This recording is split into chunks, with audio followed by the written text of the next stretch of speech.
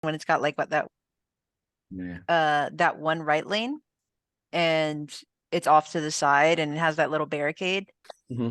I was turning left and I was like, okay, he's clearly in the right lane. And I guess he wasn't because Fuck. he slammed into me. And that wasn't something that I was expecting to happen. So, That completely sucks. I'm not even gonna lie to you. Something like that happened to me like maybe 2 years ago.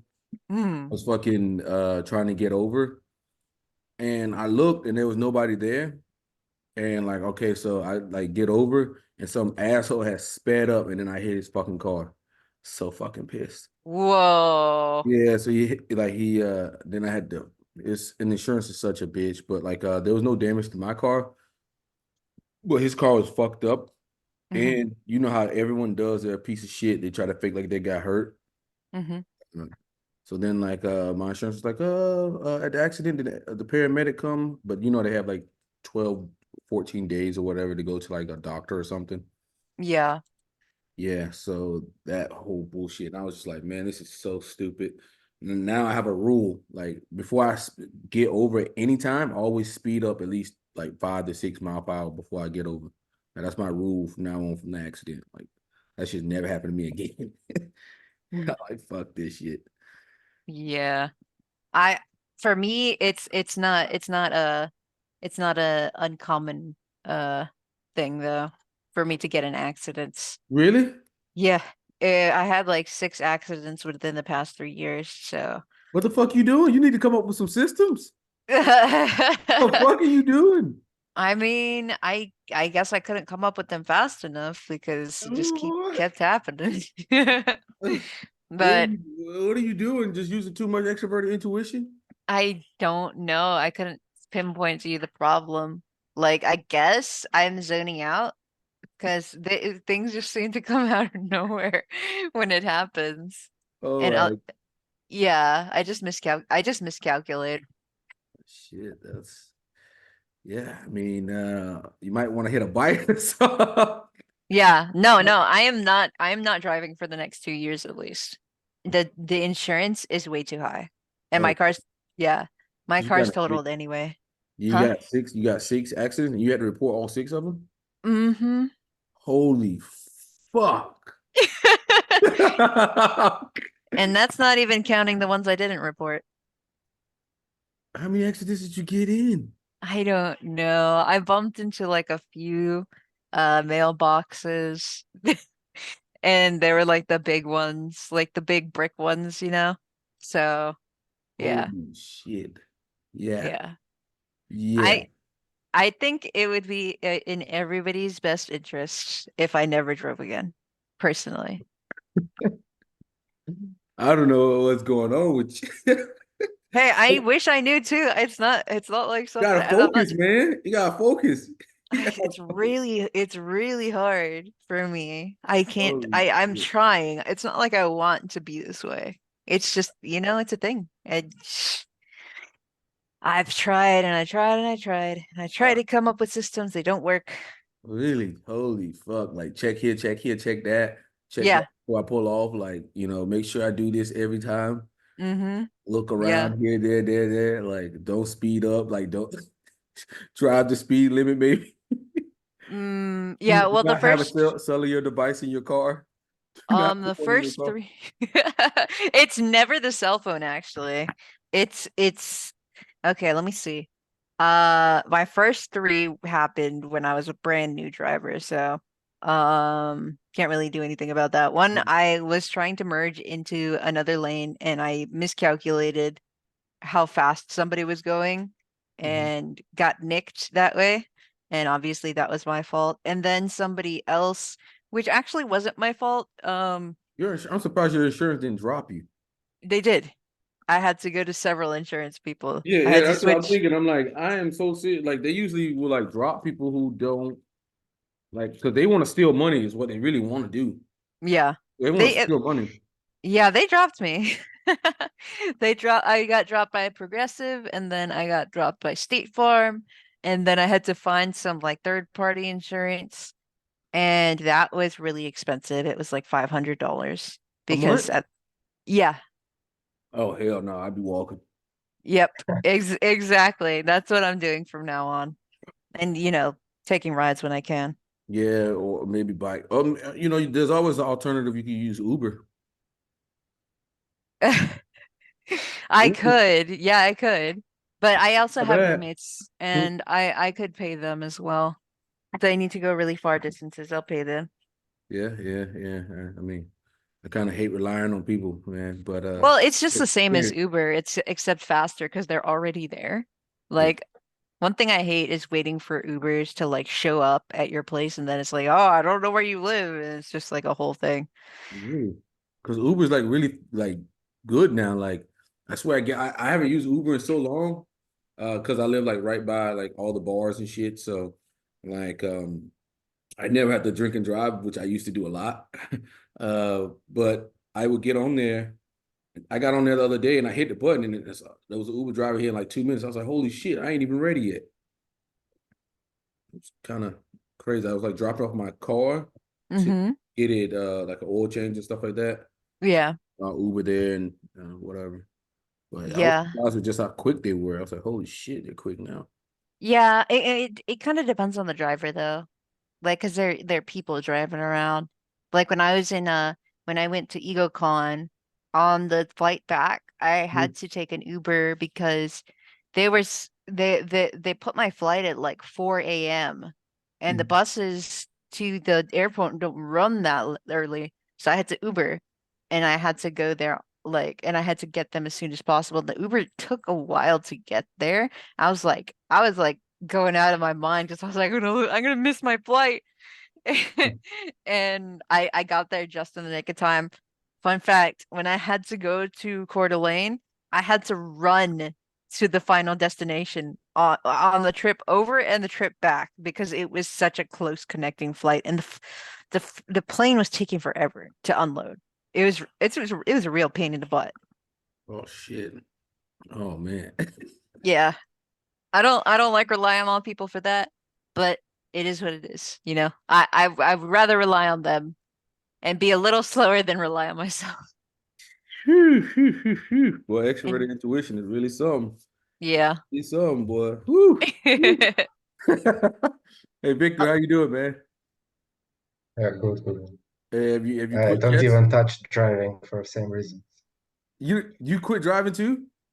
Yeah, I don't want to do it. It's like too much work for me. Like have to pay so much attention, so much focus. It's like a job, you know. Is he an ENTP too? Yeah, he's ENTP. Yeah, No. I can tell by his face. But He look the funny thing is now I work for car insurance. Nah, that's hilarious. Yeah, he looks like Jamie Fragrance. Oh man. Oh. Power. Yeah, craft. What does it say? Is it craft? Power. Funny guy. Yeah, I mean, driving, I've never really gotten a lot of accidents. It's just like you just focus. You just focus, man. You just fucking focus. You're like, okay, I'm in the car, I'm focusing. Yeah, just use your SC. It'll be fine. Nah, I ain't using no SE because I ain't gonna be turning out of nowhere. I hate to do that. That shit scares the shit out of me. Ah, Yeah, I I don't like to see. be turning, but I will like stay focused so that I don't have to do that. And then I have like when I think about things, it's like even when I'm on the highway, I think, okay, if something was to happen here, then I'm going to pull off on the side. Like I got this little side way that I'm always on. And like when I drive on the highway, I only go on the fast lane always because it's like the best way, fastest way. And like you got more control over it being in the fast lane. So I just stay my ass in the fast lane. If you want to go past me, bitch, go past me. I'm not getting out of the way. And I usually drive like every day like 200 miles when I Hmm. was working. So like that works for me. Like just fast lane, fuck it. Even if it's heavy fog, I can't even see it's fast lane. Fast lane, we go Oh, 80 oh miles my an God. hour, 80 miles an hour, and we are not getting over. If you want to go past me, go ahead and be my guest, buddy. Like fuck you. And then like sometimes if people ride my ass, I like to fuck with people. I'll like act like I'm drunk, so I'll swerve a little bit, and they'll back Hmm. off, man. They'll back the fuck off quick. It's hilarious. You like swerve just a little bit, act like you drunk or something, and like you like push it a little Oh bit. yeah. Oh no, no, no, no. Let me back off this guy. Vada, how are you? Sorry, I Vada. had to unmute. Hi. Yeah, pretty good. You are probably that idiot that would cause road rage if I got stuck behind you on the motorway, to be honest. Hey, you better go around me, motherfucker. You better speed your shit up and go around me. Oh, Like, fuck out of here. Like, I'm telling you, I got my system. I got my what you call it, and I'm sticking to it. I swear to God. Even I move. remember one time we did the same thing. Me and Kyle came back 4 a.m. from a trip in Tampa, drunk as fuck. I'm like, yeah, I'm in the fucking fast lane. That's it. And that's it. He's like, no, what are you doing? I'm saying, I'm in the fast lane. I don't move. I get in that lane and that's it. Like, you want to go past me? Go ahead, be my guest, buddy. But I am not moving. Yell, do whatever you want to. I don't give a fuck if it's raining. If it's raining, I'm even slowing down even lower. I'm be going 65 in the fast lane. Why? Move. Because I don't give a Just fuck. move. First of all, I'm not like, especially when it's raining bad, I'm not gonna be moving too much because you know how tires and hydroplaning is. Not Hmm. risking it. You got to go around. Yeah, okay. You go for the hydroplane. Um, Yeah, okay. but Yeah, that doesn't scare me. it I doesn't think scare I you. think nah, it doesn't scare me. Okay, I love driving. I would spend my life on the road if I could. really? Yeah, love Oh, it. Absolutely love driving. In fact, um, tomorrow I have a V8 drive book, like around a racetrack. mhm. Really? Yeah, doing that tomorrow. Oh my God. Is that the reason why you bought It, that was it M4, M3? info. Oh, you had an M4. Yeah, the Girl, that car competition is model. expensive. Yeah. Car's like what, like 80,000? In Australia, it's a bit more than that. Yeah. Yeah. Anyway, Oh, look, it was an emotional decision to buy it, but I loved it. And anyway, yeah. So tomorrow V8s. oh wow. Wow. Wow. How fast do you go in that car? Well, I don't work in miles, I work in kilometers, and the fastest I went in the M4 would be 260 kilometers an hour. And what is that in mile per hour? 260. I don't know. I don't know. That sounds pretty fucking fast. That sounds like at least 140. 60 kilometers, you said? No, she said 260. 260. 260. Oh, okay. Let's Yeah. see. That sounds like, Oh, yeah. That sounds like It's 161 not miles per hour. 161. Yeah, I would it's never do not that. that fast. It's I would actually not never that do that. fast. I I never go think over. I if never I go over didn't run out of 90. road, really? If I Yeah. didn't I run never out of go over road, I would 110. have kept pushing. I never go over 110. I get like this queasy stomach feeling in my stomach, like anything can But happen. but that's the And best part of it. that's Yeah, crazy. I What? trust you. yeah. I trust you. I trust that you, I mean, you're still alive, so I trust It, you. see, thank you, thank you. Yeah, Yeah. if you love it, you're gonna get good at it, right? Yeah. 160 miles per hour. Like, dude, you know, like anything does happen, you're dead. Yeah, I know, I I mean, know, like, if a squirrel I runs know. off the road, you're dead. I mean, if anything happens at 160, Yeah, let's just I say I like there's made peace with that. a spare like thing like fall off the road or something, and you hit that shit. Ooh, Yeah, yeah. It's why you pick your roads wisely, and you know your roads. yeah, yeah. So But yeah, anyway, that's just yeah, my, yeah. that's crazy. I would never do that, and I'm the ENTJ. That's crazy. I'm a child, and I don't play that. I Oh, just you're think ENTJ. Really? yeah. I would never ever risk like when I think about like myself, like I would never risk getting hurt Hmm. because like Mm, if I'm hurt or like damaged, broken arm, then I feel like my life would be so much harder. Or like impaled. That's yeah. why I play with motorcycles. I tell all my Hmm. friends like, "What the fuck you doing on a motorcycle? Don't you understand like what's gonna happen to you or like what's most likely to happen Mm, to you?" Like I don't really do mm. that risk too much. I don't play with my life. Aren't you like an ESFP? Huh? Aren't you like an ESFP? If I'm an ESFP, man, I'm the worst ESFP, bro. Because I don't like any risk like that. I just don't see the point of it. I would hate my life worse if something did happen to me and I was like doing something stupid like that. Like motorcycle, I don't play motorcycles. I don't get on back on scooters. I don't go over like 100. I just because anything's liable to happen, and once something does happen, you can't go back. You can't change that. Like you stuck whatever happens to you. Mm. Like if you're maimed or some shit, you living with that shit. And Yep. I don't know if Yeah, you've seen somebody in a wheelchair, but I don't want to switch places with them.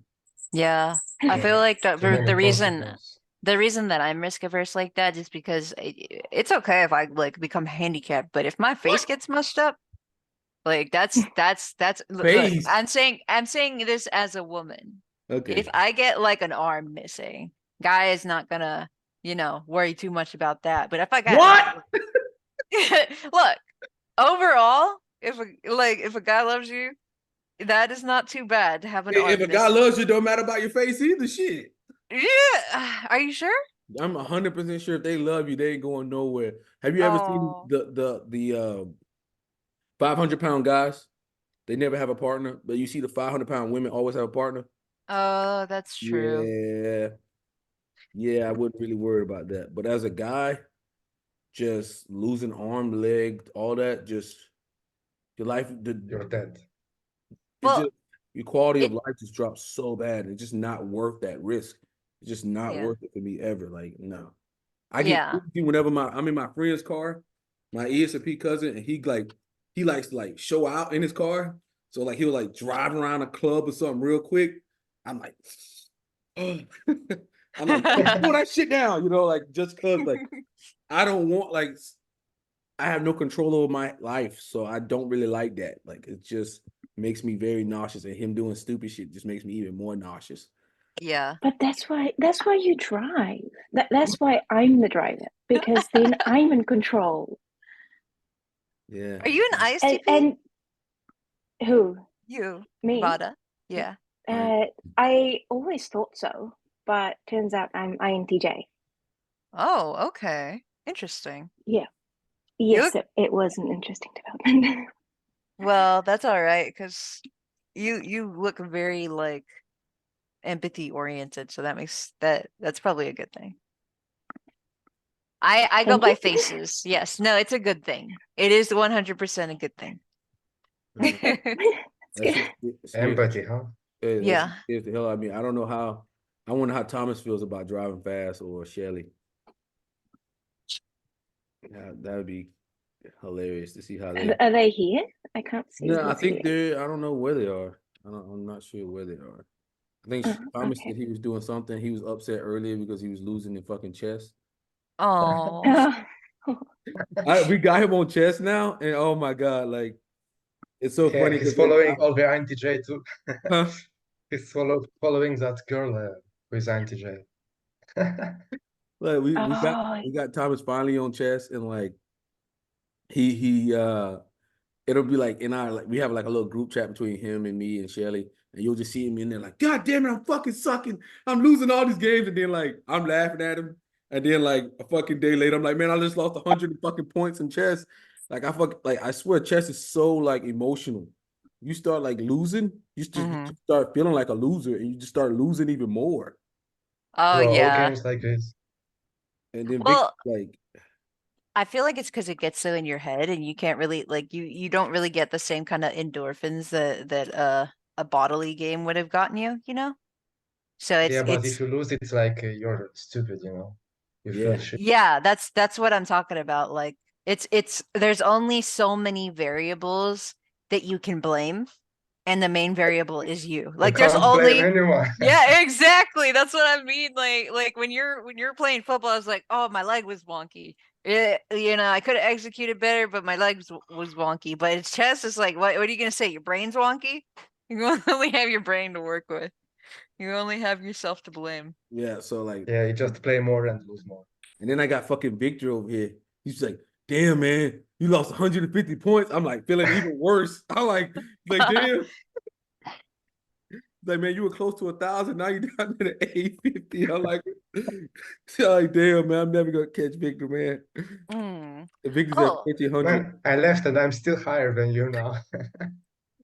so the topic today was compatibility, right? Yeah, we were supposed to be talking about compatibility here. Okay. I didn't know how comfortable you guys felt about that. Are you guys good with that? Yeah, I Yeah, just got that's in good. a relationship with my golden pair, so Oh, pretty relevant. really? What? Yeah. That's good.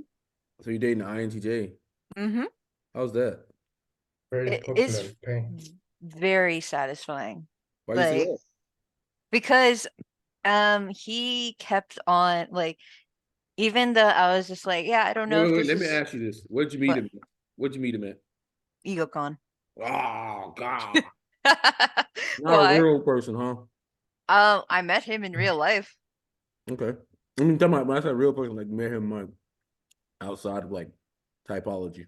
Oh, so once we get into typology, we just burst into the ether. We're made out of we're Like made met out of theoretical parts now. 100%. Well, here's the thing. I have had a lot of chances to date, the typical guy, and Mhm. I took those chances and they always, fell short. That's And weird. That's so weird because the ENTPs I see, uh-huh. or the women, they always have so many fucking guys, man. They'll like have a guy one week and that guy's not panning out, and then they have another guy or another guy. It's like they don't have no trouble getting guys. Well, it's not that I have trouble getting guys. It's literally just I'm not satisfied with, like, a guy would like text me or something, and we'll be texting back and forth, and suddenly he starts like starting a fight out of nowhere, and I'm just like, okay, none of this. I need some space from you. And then Guys are so that's gay. yeah, that's what I'm saying. Like, it's really hard to find a guy that's like Yeah, I should have said that. not like, so many guys that are in my area at least are really really anti-confrontational, Mm. and they will do this thing where they if you say anything that's just slightly like, I don't even know, like something that they don't like, they'll start to make like a big stink about it. Like, they'll say things No. that imply that they're upset, but it's super ambiguous and super like manipulative, and they'll do like, what I'm saying, like when you get that text and it's like, okay, with 3 question marks, and I'm just like, I don't want this. Like, this isn't this isn't the type of relationship I'm looking for. And I was running into that a lot. And this one guy, he was like, we were like texting, and he just like jumped straight into, oh, I just want to make you, Hmm? curse word and Want to make you what? C word Curse? orgasm. Yeah, come. Oh God! Do you see this any misdirection here? Well, I like, he texted me that. I was like, we haven't even like dated, and like we haven't even gone on a date. What do you mean? And man, then he that's just anti vagina there. Anti vagina. Never talk about yeah, sex before you get sex, guys. exactly. And Anti. yeah, that I was just like, I didn't hear from him after that, so I was like, not my match. And then I don't know, it's just like I learn very fast in the texting phase if they like, I honestly think if a guy doesn't want to move past the texting phase and he just wants to stay texting, it's just like, I don't know about that. Because to me, if you stay in text for a long time, Hmm. it shows, it kind of says that you don't want to have like a real interaction, you know? Hmm. So I try to keep it as in person as possible. But even then, I'll talk to guys and they'll try to do the Riz thing, and it's just like, uh, this is something feels off. They don't What do you mean when you say Riz? like they'll do the thing where they like say teasing comments, but it's like, negging. Do you know what that is? Like banter type thing, or like Yeah, but it's push-pull? more so like Push-pull? they're trying to pick me apart kind of deal. I don't know what's up with men. Oh my God, it's Yeah, just it's really hard to find somebody that is my match, at least. that is And then there was, yeah, they never get far. Like, most of those guys, if they give me bad vibes, I can't even force myself to kiss them. There was this one guy, Patrick, that I was dating from the gym for a little bit. And he tried to kiss me, and my body just like tensed up, is like, no, like that kind of yeah. thing. Like, I can just tell. Like, I just get this feeling, but I didn't get that feeling with this INTJ that I met. And he was like the first time that we met, and we like talked for 3 days in EgoCon, and when he said goodbye to me, he like grabbed on my hips, and I was like totally okay with that.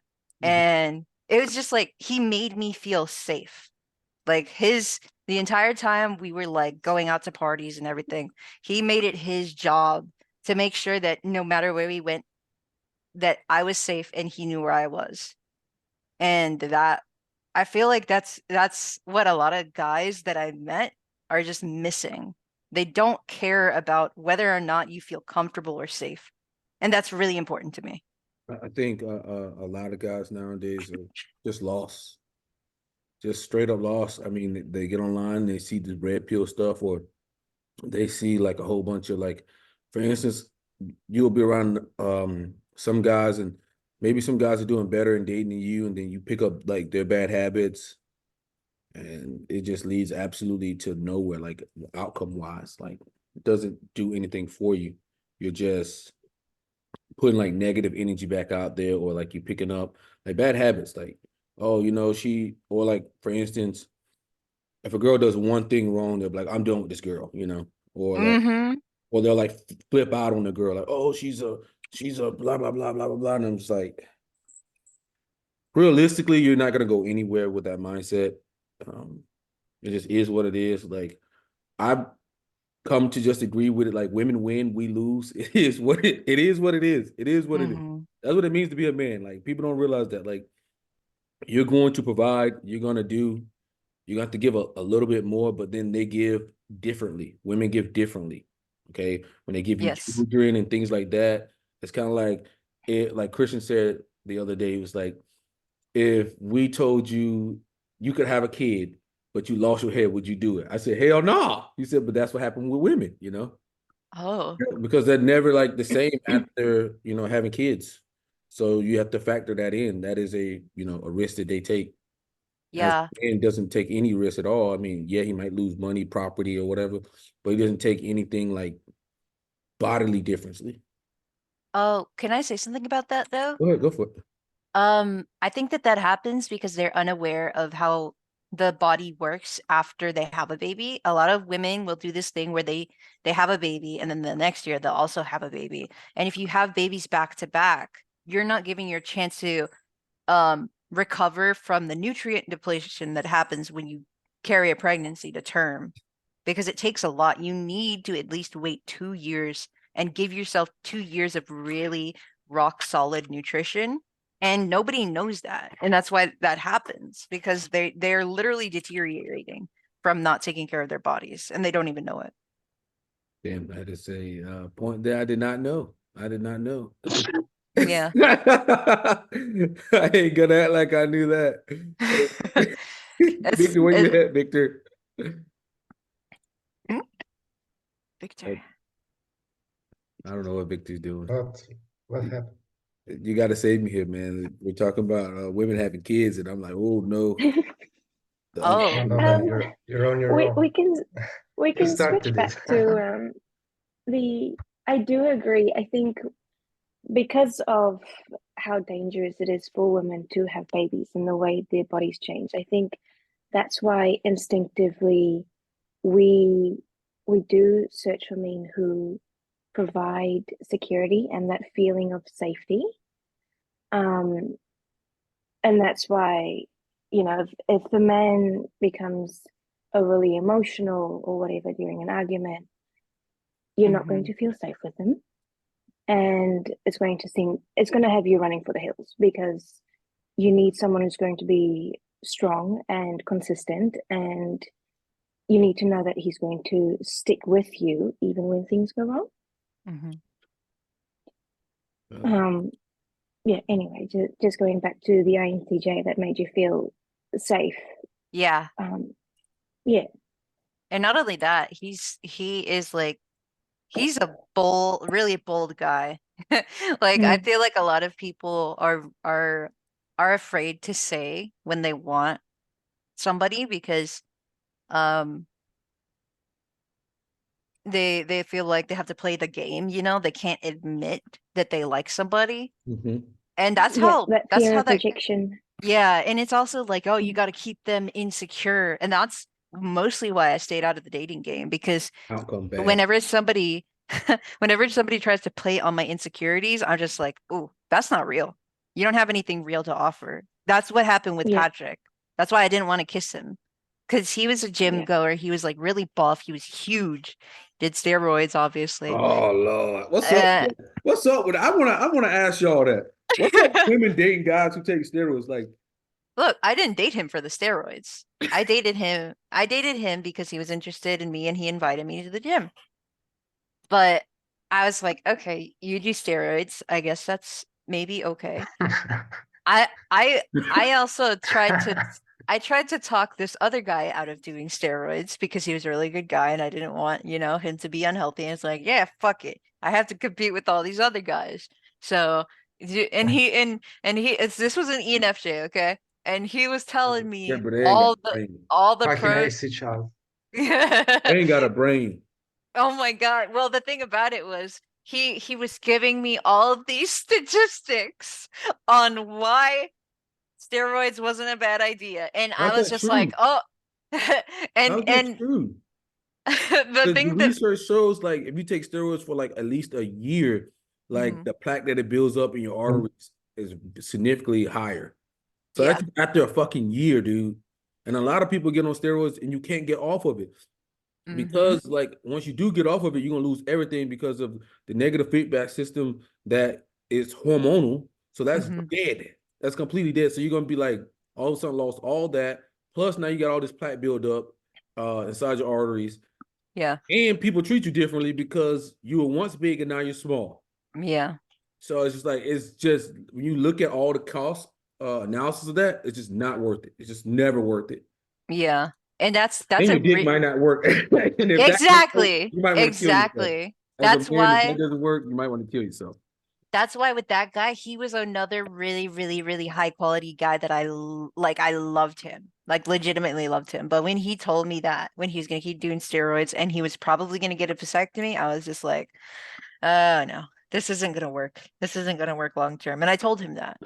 And then yeah, that it was really hard for me because it was just like he was awesome. Like he was everything you would want in a guy. He was like used to play football in college, six Mhm. five, Oh shit! bodybuilder. Yeah, You like everything. He was beautiful, but I can't have a family with him, you know? know what type he Uh, was? ENFJ. Oh, you were about to date the ENFJ. Yeah, he was awesome. Like he really like he really built me up and he really helped me with like understanding what to not take from guys. Like before him, I had way, and this is gonna sound a little bit hypergamous, but he raised my standards for how to be treated by men. Uh-huh. And like because he was so respectful, even though he was like a really, really high value guy, like unquestionably high value, he still treated me like I was worth something. And you get the stereotype of jocks treating you like shit, but he Mhm. wouldn't. So I was just like, wow, that's possible. So why am I settling for something less? Why am I settling? Why would I ever again settle for a man treating me like shit? Why would I let them insult me, neg me, like play with my emotions when I can have this and I can be perfectly happy and I can be perfectly respectful and it works. The only problem was I couldn't have a family with him. But there's Mm. other people like him. So he had a vasectomy, I'm pretty sure, yeah. but can they reverse a vasectomy? Probably. Yeah. But Yeah, it can it depends on how the procedure is done, but in most cases it can be reversed. yeah, That's but he he he took that message as like me saying we wouldn't work because he was going to have a vasectomy and not have kids, and maybe that's a shortcoming on my part. He took that and he stopped talking to me, you know? Mhm. Like That's really he's sad. yeah, I was sad about it, but Yeah. that's his choice. He's got his own traumas. He just got out of a messy divorce with an ESFP, which was Woo! a Mm. yeah, absolute shit show. Oh, He that was when he showed her, it was so dramatic. when he showed her the divorce papers, she literally swung a hammer into his bedroom door. Yeah, they don't Like, play. yeah, they don't play. And Nice. Even my and cousin, he's like that. He's like very short tempered. Like I have to tell him whenever we go out, yo, calm down. Like, and he's shorter than me. I'm 250 pounds, 5'11", and he's like 5'6", and he wants to just take a whack at everybody. I'm like, yo, what the fuck you doing? Like, yo, we don't do that. Like, yo, what are you doing? oh yeah, the rage, it's real. Like, I don't know what it is with ESFPs, but boy, they be ready to like hurt somebody quick. It's like, yo, listen, let me tell you about like the legal system. And let me Yeah. tell you what the legal system does. It punishes people for 15 minutes of fun. Okay. And it punishes them for over 2 years because you're gonna be Yeah. going in and out of court, all the legal fees and all the costs. You're gonna wish you never fucking touched somebody. And now everybody Yeah. has a fucking camera phone, so it's most likely you're not gonna get away. And my ass is here with you, and everybody knows us, so we're not getting away. Yeah. She messed him up bad. Oh, and also like Messed them up. she messed up well, she got in his head. Okay. Yeah, And she left a bad taste in his mouth concerning women. Like I could tell when he was having like trust issues with me. Like he would think that I'm like baiting him into some weird kind of conversation when I was just being honest. And I was just like, I saw it, so I was just like, "Look, I'm not playing games with you." And he was like, "Oh, thank you." Like we would have that conversation every now and again where it was just like, "I'm not playing games with you. This is not a game. I'm genuinely asking you." And he just like he had a history of crazy women, and that's obviously his fault, but like you don't get away with that on the Scarred. Like it was a mix for him. And when she like divorced him, she kept on saying to him, "Oh, you're never gonna find anybody as hot as me.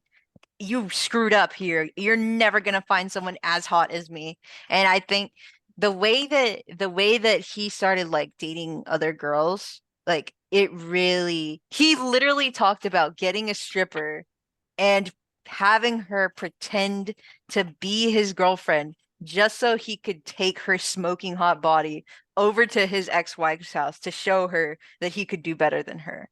Like literally playing her game. And I think that's part of the reason, aside from what I said to him, that we probably wouldn't work out because I want kids. And he was like, I can't have kids again. I'm not doing it again. That was big part of the reason that we didn't end up working out, because he had it in his head that he has to prove something to his ex-wife that he's not downgrading. And to me, like I'm not super lean. I'm a little bit, fluffy, and he liked me that way, but he had his pride, you know? I mean, Did he have kids with her? He had a kid with her. And the instant he had a kid with her, she went ape shit. She went nuts. Yeah. What do you expect? Yeah, I know. And oh, I'm sorry, my boyfriend's texting me. But yeah, she like she was faking the fuck out of it for 3 years. So he has like no trust in women anymore. That's how I see it. Like, I Like, mean, I say INTJ women can be like that a little bit too. mhm. When they get like mad, ooh, ooh. Them two right there, ESFP and INTJ, you really like, you gotta like not make these two angry. You gotta not make these two angry. Like you gotta like, whoo. Yep, I feel Are you. you talking from personal experience? Yes. I remember one time I was in the car with an INTJ woman, and like she has that, I forget what the pigmentation is in the eye where like it's like all white, but she's like yelling at me. And this is I could just in my head a vision like this woman will grab the steering wheel and wreck this car with me and her in it. I'm like, let me please God not get this woman angry. Let me just, try to talk her off the wheel. But it was nothing. It was nothing I could say. She was like, you have no empathy. You need to fucking do something about that. And I'm like, all right, first of all, I'm like taking it. But in my head, I'm like, I want to say, motherfucker, you're not perfect. Okay. And she's just like yelling. And I'm just like, oh my God. Like, I'm just like, please don't grab the steering wheel. Because she's like one of the the INTJs are like kind of crazy. Like I don't know if you guys have seen the show C, but it's like a crazy INTJ that's like a force sexual, and it's like Mhm. they will like just do some crazy shit out of nowhere, just like where it hurts you and them, just to make you go through it. And I'm just like, please, woman, please don't grab this wheel. Please, please, please, please don't grab this wheel. And she's just like yelling it. And I can just see the white in her. I swear to God, I'm 250 pounds and I was terrified. I'm like, I'm like, woo, never again. I've never seen this girl ever again. Ever again. Hmm. Yeah. Scary. It also helps to be compatible though. I mean, there's no compatibility for that. She's just off the deep end. Like Oh yeah. she just, I don't know if you dealt with like many four INTJ sexuals, but they're just like, I don't know. Four. They're like, yeah, for Enneagram, they like think that God's gift to the world. You Oh. don't agree with anything they say or what they do or whatever. It's a big problem. It's just, it's not like a logical one. It's not like the real logical TE parent one. It's like the more like Hmm. FI child focused one. Yeah. Yeah, like the ones that be crying online. Oh geez. Yeah, Yes, those will definitely have a problem saying to their ENTP men that they want them.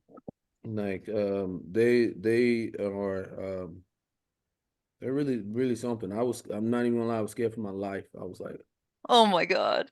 I'm not kidding. Like I was driving and I'm like, this woman will grab the steering wheel and fuck both of us up. Oh my God. I'm Yeah, I've like, definitely heard stories like that where, Jesus Christ, who do you think you are, lady? You're just a little tiny yapping little chihuahua, and you're just yeah, like, that's what she how is. about like there was this guy, this INFP told me the story about he jumped out of a car one time because these two were arguing in the front, and his girlfriend just goes, how about I stab both of y'all? And he was just like, oh shit, she's serious. Like, how about I take this knife and stab both of you? It's like, girl, come on, what are you doing? I Like, guarantee there better not be no alcohol involved. Just run away if you see alcohol involved. oh my God, that's so scary. Andy said, I saw that happen in front of me with two people moving from the steering wheel side to side. It's oh yeah, yeah, that's really something. I mean, ESFP, like you could just if they start drinking, oh my God, you got an episode on your hands. Hmm. I know an ESFP girl, like she like beat her boyfriend up in front of like people in the bar. I'm like, this girl crazy. She like punching him like bah, bah, bah, bah. And I'm like, oh, what the fuck? That is not for me. Like, that's just not. Yeah, like there's this one ESTP girl. She was bragging about the fact that she punched her 6'9" boyfriend in the face, and I was like, How she did "What do that? you?" Yeah, What? they were there. They were sitting down. Oh shit. Yeah, and she just went, and then I went pop pop pop, and they're like, "Oh, okay." And then she talked about how he took her, picked her up, and put her on the floor. And it's like, yeah, what did you think was gonna happen? I thought ESTP was a little bit more logical, but ESFP, but they'll get angry quick. They'll get angry and they'll start hurting. And like, I've seen an ESTP ESFP couple in Oh, the past, and the two of them fighting, absolutely explosive. We had to pull them apart because they were beating each other up, I don't usually don't. men and women. So it was a female ESTP and a male ESFP, and she hit first, mhm. straight up fist punch. That's crazy. I mean, I see it sometimes with my cousin because like he is his girl, or whenever he's with girls, I have to talk him off the ledge because he like, man, fuck this girl, man. Blah, blah. I'm like, yo, chill out. It's not that serious. I'm like, bro, you're being really emotional right now. I gotta like talk about like you're being really emotional. You said, man, you know how I get, man. I'm like, yo, relax, man. It's not that serious. I'm like, Mhm. you're supposed to not let them know that you're getting emotional because once they know they got you emotional, you're losing. Mhm. But it's always funny to see how he acts. I'm like, yo, calm down, calm down. Bavada, you married. What's your boyfriend type? Yeah, I'm married Yeah. to an ENTJ. Yeah? Yeah. How's that? Um, it's probably one of the easiest relationships. I don't know, it's very rewarding, very easy, very I don't know. It's not complicated at all. I just How'd you meet this guy? not much to. We met 16 years ago. Oh shit. Funny story. You like 12 or some shit? Pardon? Were you 12? 16? 14. Oh, I was close enough. Yeah, close. Oh, Yeah, so funny story. He was dating my sister. Yeah, your Okay, ESFP cousin, sister? You have an at, ESFP at sister? that age, yeah, ESFP, yeah. At that age, it doesn't really, what is it really anyway? But they broke up and we ran into each other. The first time I met him, I'm such a bitch. That's got to be very He awkward. was, Yeah. I hate telling this story. My sister was on a date with him and she called me and said they're at the movies, but they don't have enough money for 2 tickets between them. And so I show up and I give her the money and I tell him what kind of guy takes a girl on a date and then can't pay for her movie ticket. He didn't say much, but I left, and then a couple of months later, well, we ran into each other again and we started talking and we kind of just clicked and it was just easy. We were just friends for quite a while. It's easy. That's so crazy. That's so crazy. Your Yeah. sister wasn't mad at you? No, my sister, she's a social butterfly. And throughout high school, all the girls wanted to be her and all of the guys wanted to date her. So every second week, she had a new boyfriend that was chasing her. So, Oh, you sound like ESFP. yeah. That's all. Yeah. Yeah. So no, she didn't care. She absolutely did not care. Wow, that's a funny story. Yeah. That's Mhm. small world after all. Small world after. No, we had the same friends group, so I guess we were going to meet at some point anyway. Mhm. But yeah, like I said, the ENTJ INTJ relationship, I think, can go one of two ways, right? You have two people who are both very ambitious, very headstrong, very I almost want to say set in their ways when they've decided on something. So it comes down to values. That's really what it comes down to. What do you value? Do you have the same goals in mind? Do you want the same things in life? Because, and I guess that goes for any match, really, regardless of personality type. If you don't have the same values, if you don't both want children, if you don't both want it, yeah, if you don't share those values, then it's not going to work. So the fact that we shared the same values and we have the same, yeah, it's easy. Yeah, I mean, David Kersey talks about that. Like the type compatibility only matters when everything is even. Like when everything is like stacked the same. Like let's say for instance, there was an ENTP who looked the same and an ENTJ who looked the same, and they all had the same thing. Then you probably choose the ENTP over the ENTJ. But Why? because the ENTP is supposedly more compatible with you than the ENTJ. But I've noticed. I don't know. I don't know about that. For me personally, I do tend to lean towards my FI child more than my TE. And so when I'm stuck on something, I really value that extroverted thinking input. Sitting down with them, strategizing, looking at some facts in front of us, and then coming up with a plan. I really, really value that, and I've learned a lot from him.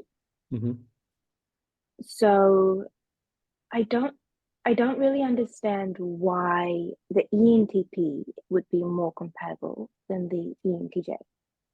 Well, I think what it is it's based off functions. Me, what I have observed in my life being an ENTJ, is that most of the time it's usually INTJ women that are into me, just because of like it's a power thing, a power status type thing, and they like somebody who's pretty strong and dominant because they're also strong and dominant, and Mm. they want some guy who's also like an NT doesn't want anyone who's stupid, generally speaking, because Yep. they can't have a conversation with them, and especially an NT woman, she has to be able to feel as though you can actually have the same intelligence of her, or if not higher. So generally Hmm. speaking, they do like, men that are successful. The only thing about with the ENTJ and the INTJ is a lot of times ENTJs can make INTJs feel very insecure about their own achievements, and that will ruin the relationship. And also when Yeah. ENTJs get in arguments, they tend to not want to talk to each other because they both have such big egos. Um, like somebody has to bend the knee, and neither one of them want to bend the knee, you know. Yeah. So that It's true. It's true. And he is more successful than I am. It is something that I admittedly it's hard. do feel quite, yeah, I do feel, because I'm competitive.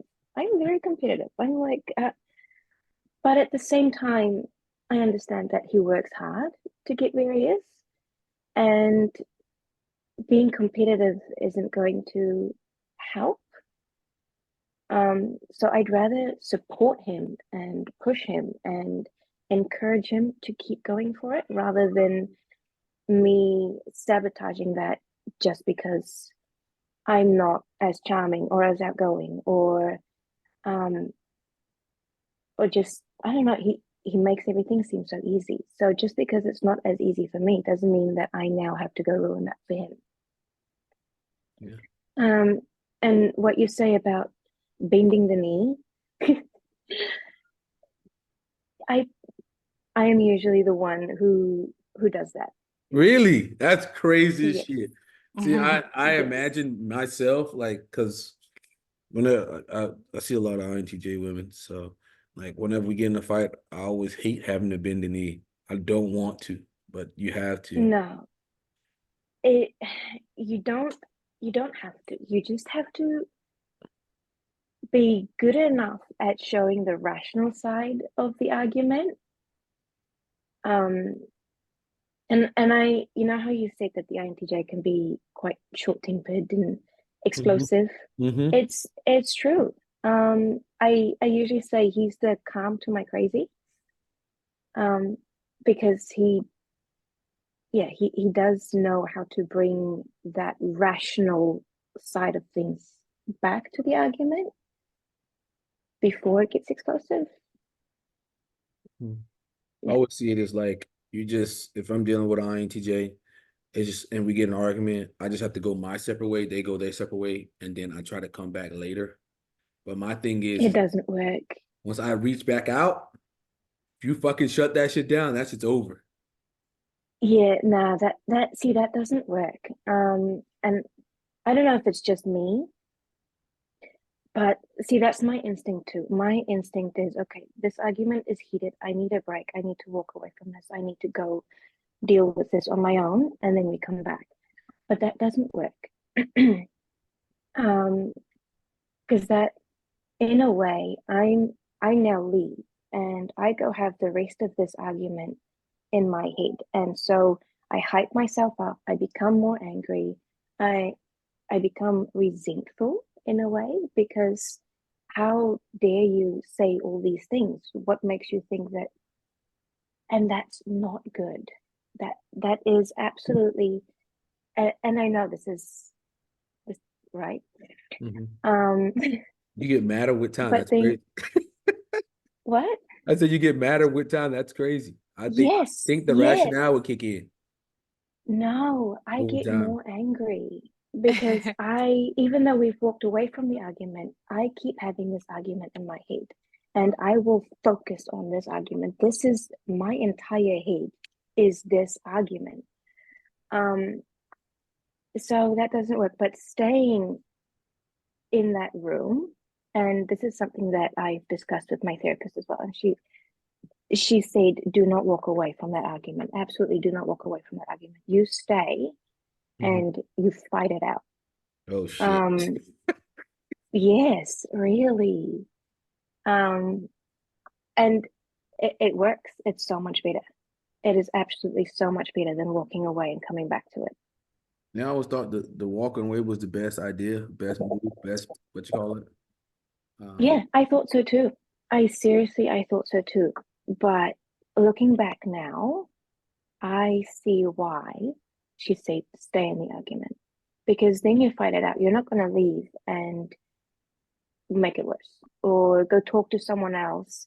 Because if you go and talk to someone else, usually they're going to support your argument for you. They're going to be like, oh, That is yeah, true. no, he's such a dick, or he's so irrational, or no one.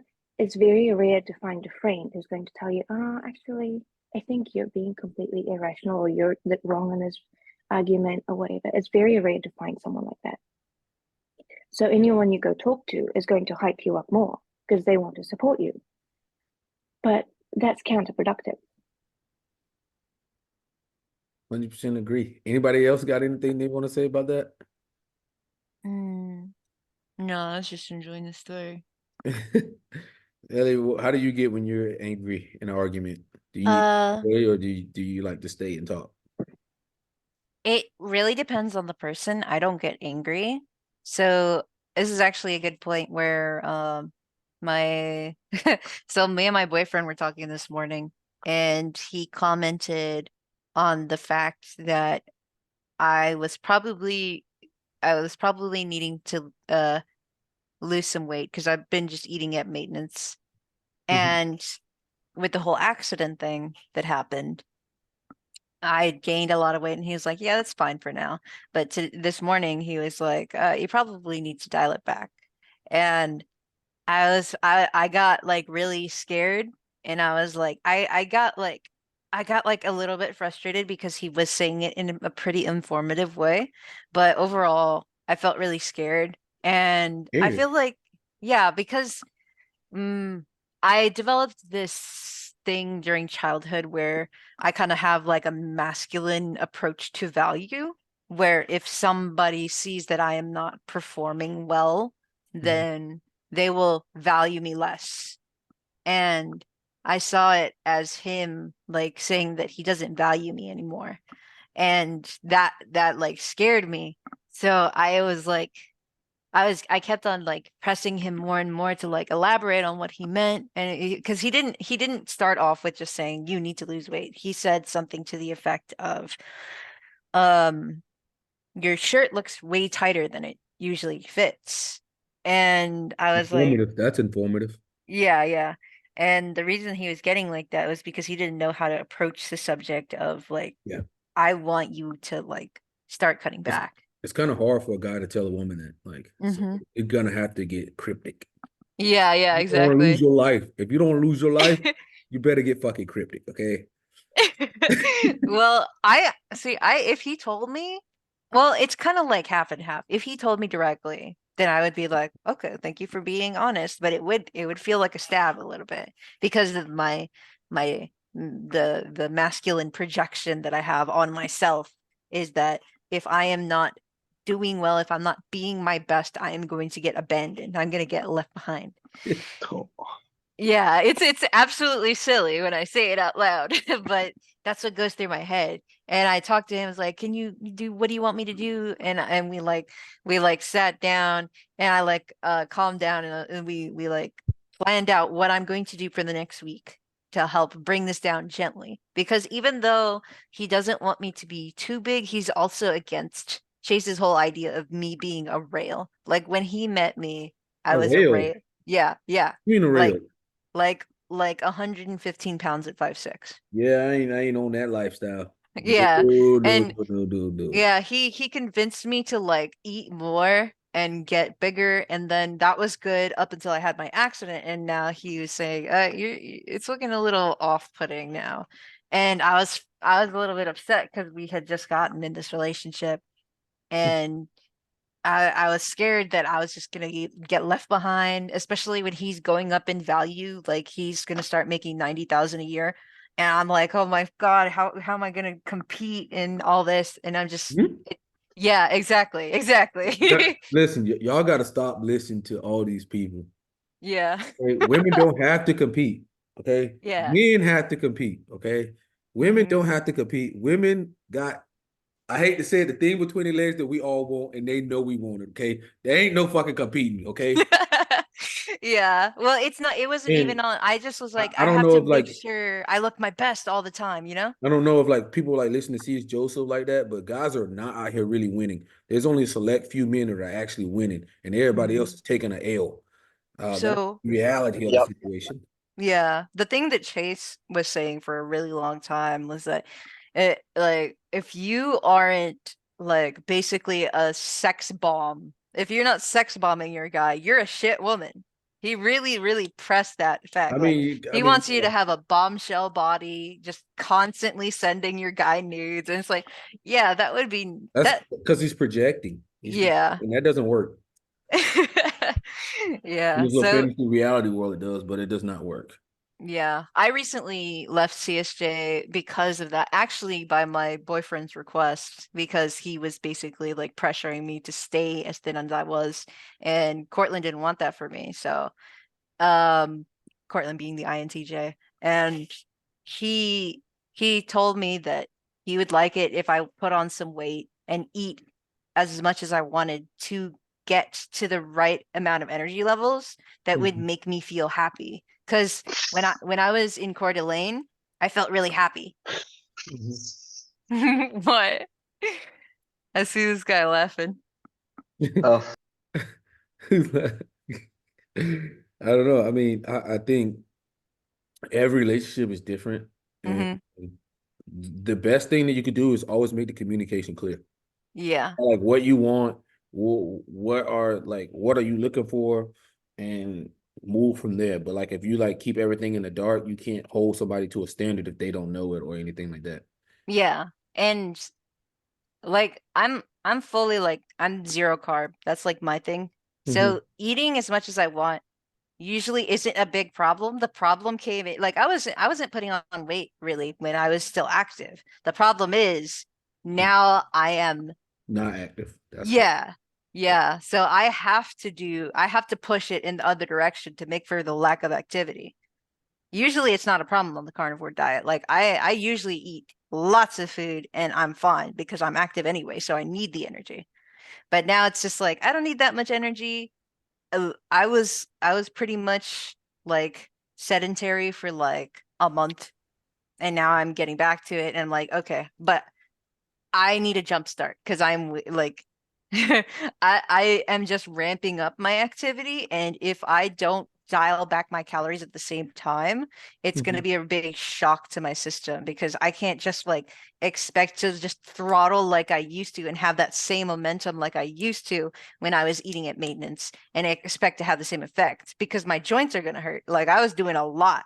My joints aren't going to be able to take all that sudden use, you know? I think it depends on what are you gonna do? Okay. So like you gotta look and see like, okay, what is the ideal body that you want to build?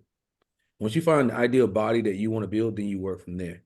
Okay. If you Hmm. want to have like a more athletic look, then you have to eat a little bit more calories, Yes. and train a little bit more. But like it depends on all about like if you want to be a thin girl, then you just do a lot of fucking cardio Calorie restriction, yeah. and calorie restriction. And so it all starts with like what body do you want? Yeah. Okay. And once you figure out what body you want, then you can go from there and you set like a little goal plan Yeah. from And there. I found out the hard way, like I've been really lean like 3 times. Mhm. And my leanest, I was like 121 pounds, and that is way too thin for me. And how tall are you? And How tall are you? One. 5'6". Oh yeah, that is really thin for 5'6". Yeah. Yeah, I was looking like a skeleton. Like even in the face, my eye sockets were like, you know Yeah. what I'm talking about. Oh, so I should say that. But Yeah, yeah, no, I looked decrepit. I looked like a zombie. So that's like I don't have the bones. Clearly, I've done this 3 times. I don't have the bone structure for it. I'm Mhm. gonna go for the slightly bulkier but still healthy, not grotesque, more muscular build. I Yeah, think that would make me happy. I think just me personally, for anyone, I think the ideal is always a little bit more muscular because the thing about muscles is like it burns calories just by existing. So Hmm. it makes you harder for you to gain weight over time as long as you maintain muscle because muscle burns calories just being there. So Oh yeah. I wanted to say, so Jackie asked if I don't get angry, what's my most common negative emotion? Yes, I get sad very easily because I don't get angry. I don't know. Like some ENTPs can get angry. I can't. Like I can't rage. I can't do that thing where I'm just like, you fuck all this bullshit, start throwing shit around. I can't do it. It's too What? much energy for me. I can't do it. It's it's it's probably because I'm SD focused because I think about the outcome is like, is this going to solve anything? And the answer is always no. Rage to me doesn't solve. Oh, Jackie knows. Yeah. I just get sad. When I am very, very frustrated, I just break down crying. And to prevent that from happening, I try to communicate as much as possible that I am upset. And that usually stops it from getting to the point where I have to start crying. Because mad doesn't really, frustration exists for me. Irritated exists for me. Rage does not exist for me. So I really don't have that problem where I'm gonna like fight with my partner like full on rage. I can't sustain it. I'll maybe like say, I can't even say mean comments. Like it just doesn't feel productive. Like I care about this person. Why would I do that? You know? yeah, I totally understand. I'm like the walker away. Like if I get angry or something, I just walk away. Just Yeah. that's out. Boom. I just yeah, because I mean, to me, I feel like that's the most ideal spot. You can revisit it and talk. Like when Mm-hmm. people have like cooled down. Mm-hmm. Nevada says that didn't work. Maybe Nah, I should just keep revving at up. least, Like at least, no, no, no. Yeah. nah, at least not with INTJ women. And rage is a very, very real emotion that I feel. Mm-hmm. It definitely and it's not the throw stuff around, although I have done it, but it's not that kind of rage. It's like uh, I don't know how to explain the rage that I feel. It's like I want to set everything on fire. No, I heard Um, it a couple times. and I never have. But I want to. I want to yell and scream and literally just I want to destroy the entire room I'm in. I should put on Still mine.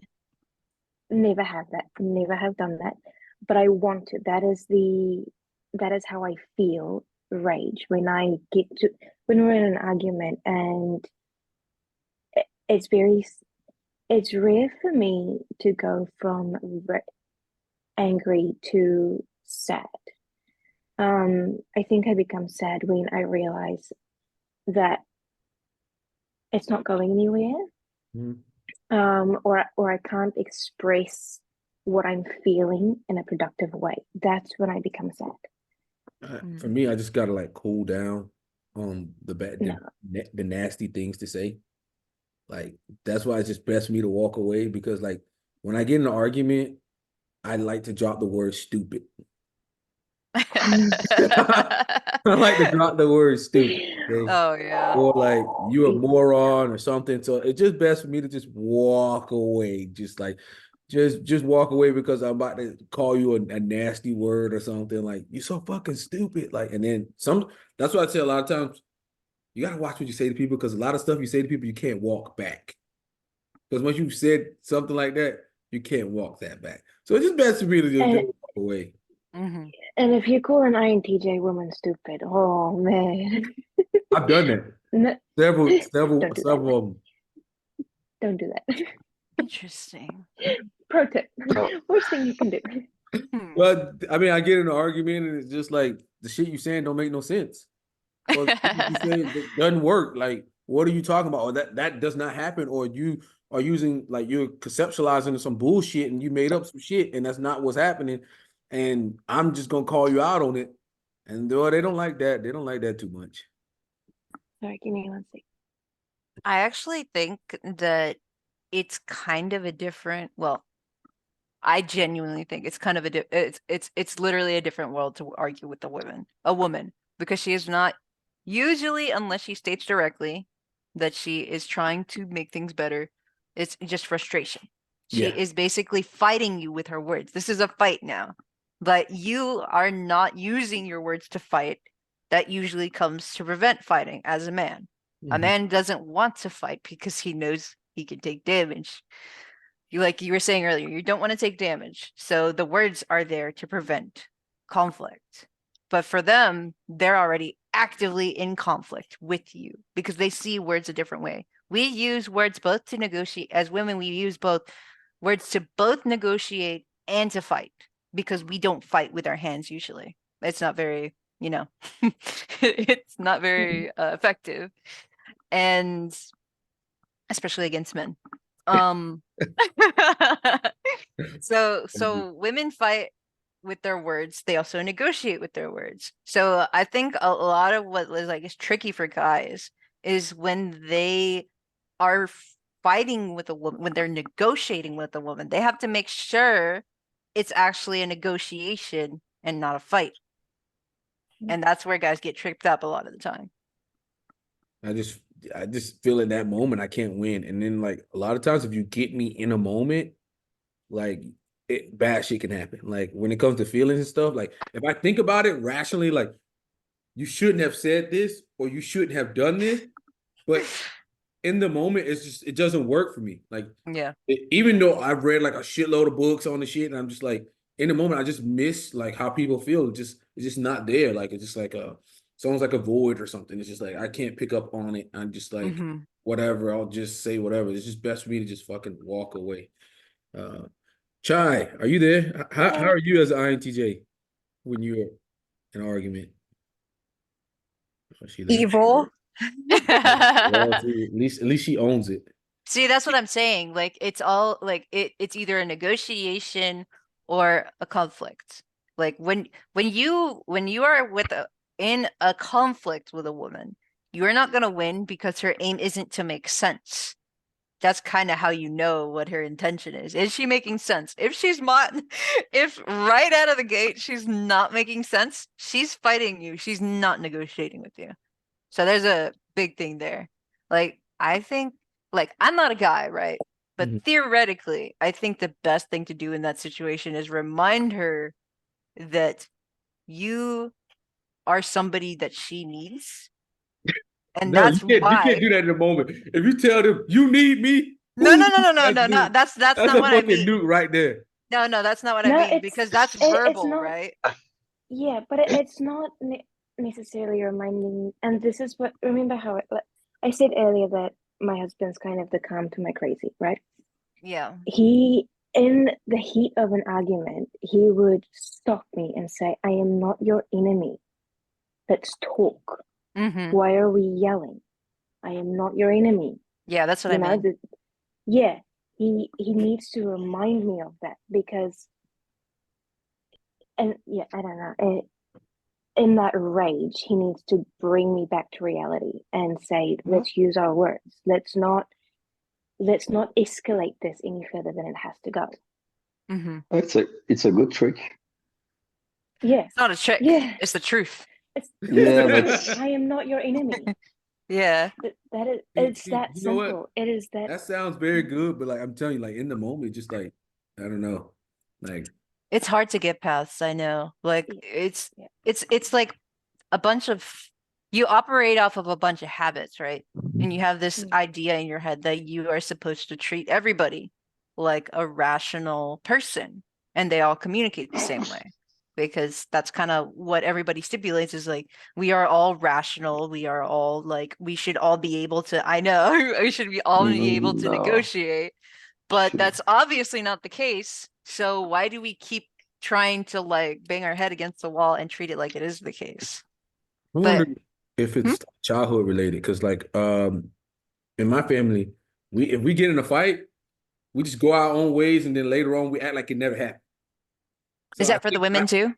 Yeah, my mom, my sister, my older brother, we all do the same thing. Like we will just if we get in an argument, we'll go our separate ways and we'll act like nothing happened. Right. Is that asserted by your dad? I don't have a dad. Really? Yeah. Wow. Yeah. You came out of there alive, man. I you're doing good. Yeah, I don't have a dad, so yeah. Yeah. Sorry. The same, it's the same for my roommate. He came he turned out really, really, really well for not having a dad. But also in general. I I feel just like a lot of people, even when they do have dads, they kind of get like screwed up by culture anyway. So it's like, you know, Not just necessarily culture, but if you have a toxic, not just well, parent, hmm mother or dad, if you have someone who's toxic and abusive, then you know they can do a lot of damage to a person. And if you look at the way I handle conflict, I think a lot of that comes from my childhood because I have an ESTP dad, hmm and that's very explosive. So I'm used to having, I grew up with explosive arguments within the family, and Mm-hmm. maybe that's where my instinct came from to run because I want to get out of there before it gets explosive. hmm But then my husband on the other side, his family is very calm and collected. And so when they get in a conflict, it's never explosive. And so he, him then coming from that and me coming from the explosive background, I think maybe it definitely influenced the way we handle conflicts hmm because that's what we learned Mm-hmm. from a young age. I mean, yeah, it works. Whatever works. I don't know. You got to focus on what works for you. Everybody's a little bit different, and how the pieces sit together.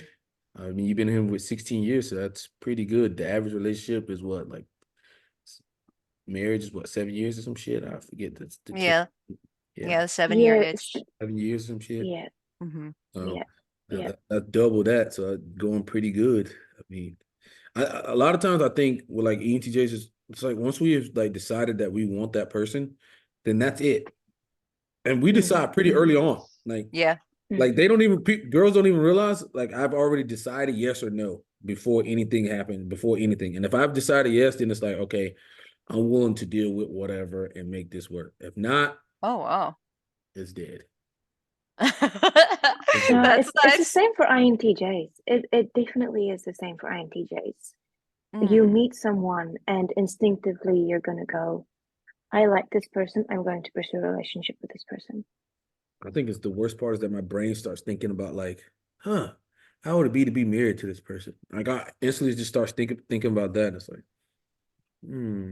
how But isn't that the whole point of dating? Isn't the point of dating to find someone that you're going to have a Yes. long-term relationship with? Someone, whether you Mm. get married or not, you're gonna grow up and grow old. So wouldn't you, isn't the point of finding someone that you don't grow old alone and you don't, no? Someone's Yes. shaking their head. Who is shaking his head? Not really for me. I mean, sorry, my English isn't quite good enough, but I'm an INTP, hello, and I really don't care about the long-term vision with someone. It's just experiences. I love having new experiences. Like I meet someone new and oh, let's see where it goes. But I never have a long-term goal with that person. I mean, usually it's their long-term goal. They want something from me, and if it's okay with me, I'll go along. But I, I don't even know what I'm going to want in like 1 month or 1 year. So you don't have no let alone, I mean, come on. It's so yeah, you're speaking like, yeah, an entity, like everyone should know what they want for the next 80 years, but not even for the 80 next minute. I don't know. And I can care less about it. I mean, I just go with the flow, you know. Don't date that Um, well, I don't know how you can live like that. I'm gonna but be he's an very honest INTP, so he here. doesn't have NI. So No, he's not I was living in kidding. his I was future. kidding. Like he's not I Yeah. mean, living in come his on. future. But Like isn't that a very isolating thing? Maybe, but I don't really. I mean, the rejection. idea of being alone. Yeah, that's what you do. That's what all intj do anyway. But come on, it's real. I mean, I dated several intj women, so it's always the same stuff that's happening. But and I forgot my thought now. Well, whatever. What we were saying? You were saying you don't know where you're gonna be in the next minute, next day, next. Yeah, but it's difficult enough. But I mean, I mean, I'm fine. You know, if there are a strong enough desire coming uh, to me to go along. I mean, I can very be very I don't know how to say that in English, but I can stick with the person. It's not an issue. If it's comfortable enough, I don't have to have a vision for myself. It's not. I don't mind about that. Like if the other one has a vision, like look, I want that for my life. I want that, and I'm like, ah, that seems okay. That I can go along. I don't have to have a desire, a specific desire to, oh, I see myself in 80 years. It's not necessary for me. It is for you, but I can go along with your desire if it's It's like you go along seems with your nice enough. desire. But yes, That's but NDE not like a that difficult. motherfucker. I can go along with your desire. Yeah, but that's true. So it's about compatibility. I mean, it's the main point of this discussion. So yeah, I think it's Yeah. because if you like meet another strong desire like yours, and like you said before, yeah, I like INTJ or ENTJ because yeah, you know, same ambition, but it's not always the same, and you don't want the same stuff. And at some point, you're just gonna clash. I mean, I saw several NTJ going into relationship, and it's end up always the same well, it's always the same stuff that happen, and they just break because yeah, they want a specific things. The other one want another specific things, and it just doesn't match at some point. But I know But that in the first time did you have some strange attraction, like I want to be like him or I love his resolve, but usually that just clash. well, yes, you have. It's natural to clash. That's the whole. You have two different people coming from two different backgrounds who had two different images in their mind of what their future was going to look like. So it, No, not me. it's you're always going to clash. It doesn't matter who you're in a relationship with. It doesn't matter what your personality type is or what their personality type is. It's natural to know that you are going to clash at some point. But that is then where the negotiation comes in. That is where you decide, where can I compromise? Who makes more sense? That is literally what relationships are. You negotiate and you compromise and you decide, I love this person enough to compromise on what I want. Or Ooh, she just compromised her NI there. Ooh. But yeah, well, I but think but that's I'm all about compromise. You want that stuff? Yeah, sure, whatever. I don't mind.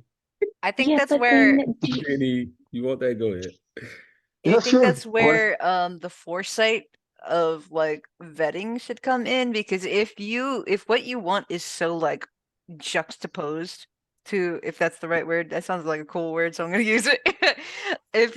Well, If you're we use it in French, so you can go along. oh uh, that's a good question. If what you want is like a stark difference between what they want and you don't know that like a year into it, I think you got bigger problems than having different goals. I think you have an attention problem at that point. I think you have a listening problem at that point. Like it should not get that far into the relationship and you're like, oh, you want to go a completely different way and I did not know this entire time. You know what I'm saying? mm, He's just like, yo, So just don't cause me too much trauma. No drama. Do whatever you want to do. I'll support you. That's pretty much what he's going, right? yeah, but then whether you say that, it, everyone has their own wants, their own needs, whether Mhm. you share that or not. So if you're in a relationship with someone who is headstrong and they know where they're going, they know what they want, they're going after it, and you're like, yeah, okay, go get it, go do whatever you want to do. Mhm. then Yeah, you're but compromising on the things that you want. You're not actually sharing with them what you really want. You're just so passive about it. And that in itself can that's create true. a lot of Hang on. resentment. Why Yeah, wouldn't you say that right off the bat though? What Hmm. you want? And sorry. see what he You t- thinks of it. You don't have to, you can skip the whole resentment part by just saying, hey, that's cool that you want that. I want this, you know? Like Yes. Yeah, you can you just can tell skip them. that. Yeah. Yeah. I can. yeah, but Yeah, go for it.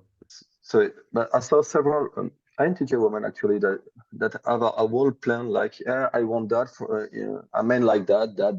They have a list of a lot of stuff that I want from someone, Mm-hmm. and well, most of the time I don't match that this criteria. But anyway, we end up together. So the other one telling me, yeah, I want that. Mm-hmm. And the last one, she was well older than me, and she said to me, I will never date a younger guy.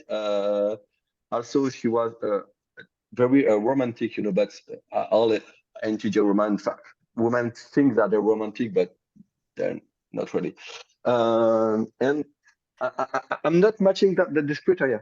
Absolutely not. But still, we end up, well, doing stuff that's really not romantic. So, yeah, sure, give me your criteria, and I'm still being myself, and we end up in the always same configuration, and we have sex, of course. But so, what's the point? You said you want things, but ENTP. sometimes you just meet someone that doesn't fit the criteria, but there's a desire. So what's the point of having criteria? I mean, at some point, we're gonna fuck anyway.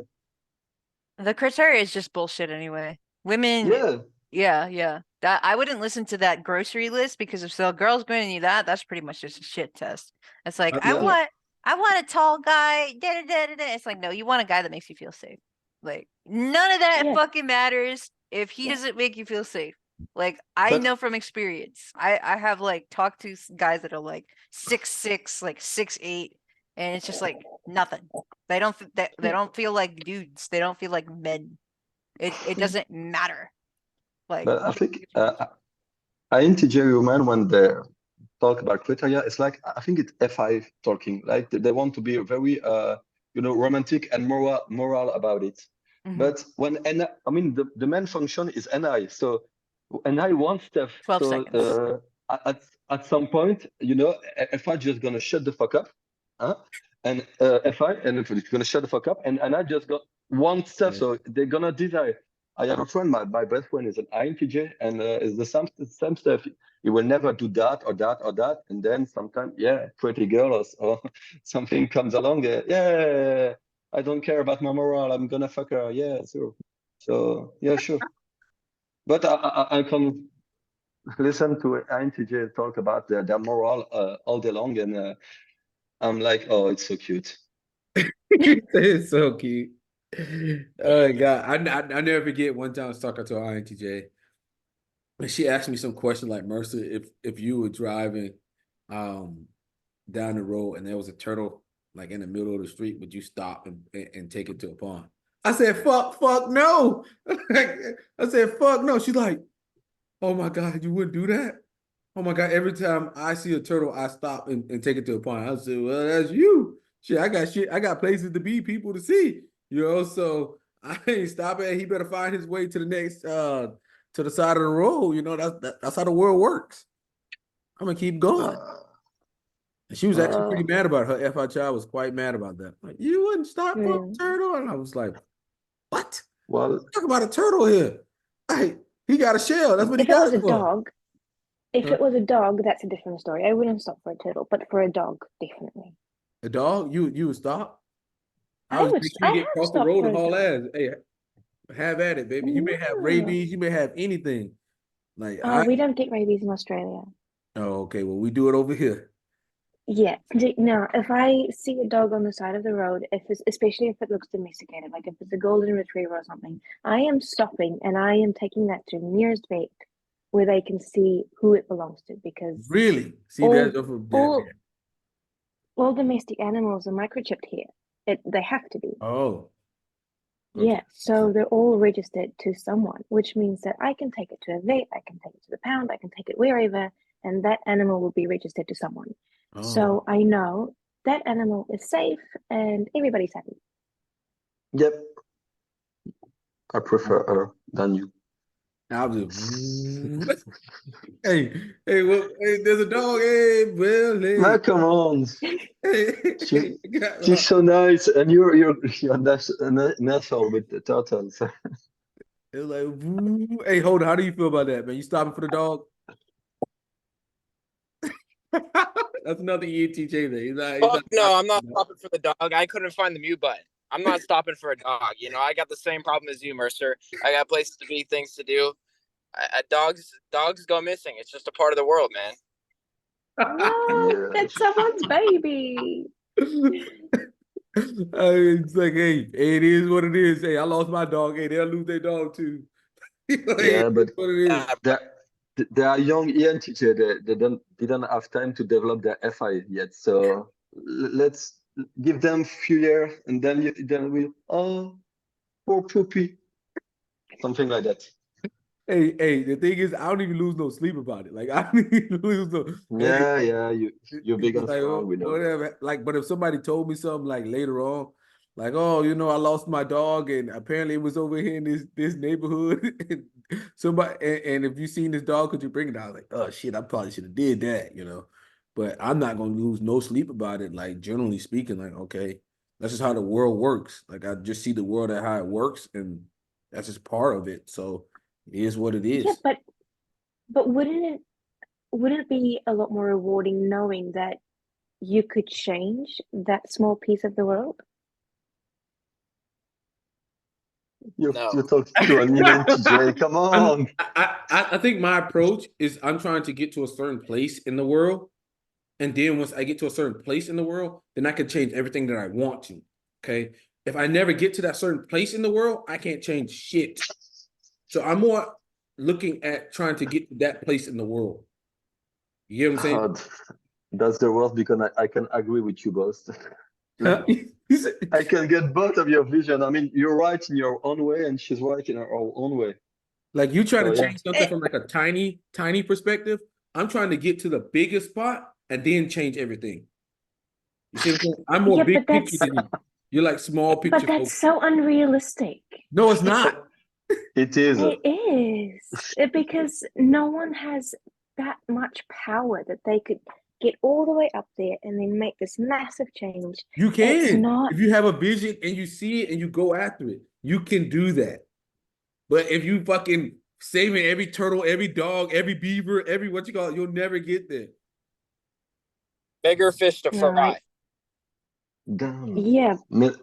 Look, yes, You, I understand. Bigger fish to fry. But But do you see it the same taking way? Like you're taking trying an to get to a extra certain 10 point. minutes. You're trying to get to a certain point, and then like you can help. I can help anybody that I want to if I become somebody of significant power or whatever. If I don't have no significant power or anything, then I got to do small scale shit. But taking an extra 10 minutes to pick up the dog and then drop it off somewhere, that's just 10 minutes of your life. And you change the trajectory of someone else's life. oh, There we damn. go. These small changes here. That the small change. I understand it, but Small for you, big for someone else. that is true. I don't know.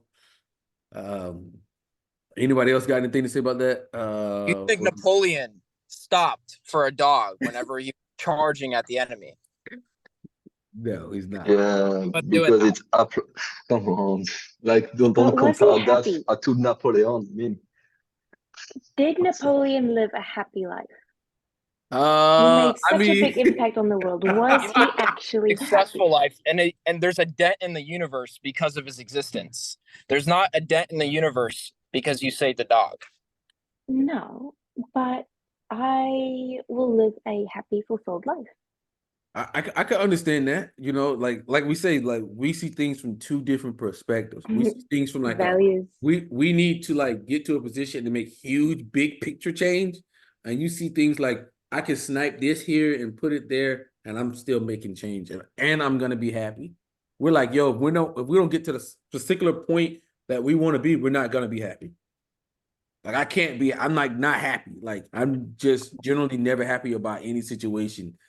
Like I'm like, but first, like you should be happy about this. You should be. I'm like, bro, I'm not happy about that. What the fuck you mean? There's so much more to do. What is this?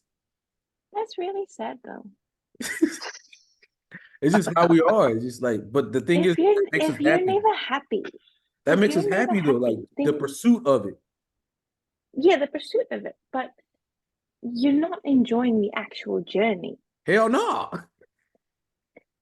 But it's not Then what's the progression. You point? are You're progression. I'm not. Stop projecting. Like as you're an progression INTJ. focused. We're not. Like I don't care The about the journey. legacy. Like your life, to me, like if you went on an amazing journey, but you didn't get the goal that you wanted, you wasted your fucking life. To me, you wasted your life. I don't care. Like I'm not happy if we don't win. Like I'm not happy if we don't get to a certain particular spot that we should be at. Like I don't give a damn if we all had kumbaya and had a good time and ate and did everything. We didn't accomplish the goal. I can't sleep like that. Yeah, no, I get. So it's like a difference in mindset. I mean, No, because I'm still working towards that end goal. That end goal is still a priority for me. I still know where I want to go and how I'm going to get there. okay. But I don't mind small side quests. That's progression. That's progression. That's progression. Okay. I like to take moral side quests too, by the way, Mercer. Yeah, you're an INTJ too. And that is the reason why you guys need ENTJs to keep you motherfuckers in a straight fucking line. Okay? It's Ain't true. no motherfucking side quest. Ain't no motherfucking Yeah. side quest. We need this done. They do so Sorry, much. but is this room full of NTJ? Huh? There seem to be a Nah. lot of NTJ. Oh, okay. Just let him stop and smell the flowers, Mercer. Yeah. Oh, Yeah, is and that I think Medina? that's why Oh, the Medina's ENFJ. ENTJs, Yeah. the ENTJs need the INTJs for that reason. Because my husband's the same. He will just keep going and he will not stop and he will just, and I have to say, no, we're going to slow down and we're going to enjoy this moment. Mindfulness. What moment? Ain't no moment. It ain't no moment. Like what? You have to practice mindfulness, Mercer. I mean, I just Yeah. think about it, it's like, Yeah. I don't know. I just like I feel like I'm always on the go. I'm always on the go. There ain't no time for that. Like, yo, we on the go. We got this to do. We got that to do. Long as they happy, like whatever. But That's me, exhausting. Yeah, that's what a lot of people say. I agree. He's A young. lot of people say I'm very exhausted, but that's a part of being around The- a child. It's the always being on the go, always having that kind of stress on you. That is what's exhausting. I don't know. I don't know. Hold on. Do you feel? I feel Do you more thrive alive on with it? the stress I put on myself sometimes. Like the more stress Yeah, I you put thrive on on it. myself, and I get it done. Oh my! I feel like I'm God. Like, Yeah. like Makes I you don't feel know what it is. It's like there's like a shitload of shit on my schedule to get done, and I'm like, oh my God, I don't know how I'm gonna do this, or like I gotta walk a tightrope to get this done. It's nearly impossible, and I get it done. I'm so happy. I'm proud of myself. Like the days when I do like 18-hour days. Oh my God, I think I'm like King Kong. I'm like, I gotta do that shit again. The only bad thing is like it hits you like later on, like so like let's say I'll go 18-hour days, like 4 days back to back, and then I'll sleep the whole fucking like 2 whole days. So that's the only bad thing about it. But I feel good. I feel more accomplished. I feel more productive when it's like that. Yeah, definitely. If you don't get what you want done, then it'll make you pissed off, you know. But if you can get a lot done, it definitely feels good and fulfilling. Yeah. You know, You like, that's man, it. I feel like it opens up the limitations of what you can do. Then you're like some people say some shit, you're like, bro, man, get out of the way, man. I've done more than this in an hour. Like, get out of the way. Get Yeah. out of the way. Yeah. Or like it's like you don't know what you're doing, man. Get out of the way. Like people look at you and they say, like, oh, you're crazy for doing that. And it's like, I don't know, it just makes me feel alive. So I don't know. Maybe it's a different. Yeah, alive is a good word for it. Yeah, I don't know. I mean, I'm not like driving fast cars like Vado over there. You know, I'm not a big fan of that. But like when it comes to like work and getting stuff done and productivity and stuff, the more that I put on my plate, the more that I get done, just makes me feel happy. I don't know. I think that's definitely a very common ENTJ thing. But Yeah. doesn't that make you feel good whenever you get a lot of stuff done? Yeah, I Yeah, it agree with that. does. You know, like I love it. It makes me I want to don't, do it again. It makes me like a and crack, I almost like a crackhead. Like and I really don't care about that. he sounded. Can care less about being productive. Oh, come on. He said, "Oh, what about you, Chai? How do you feel about that?" I guess she's not there.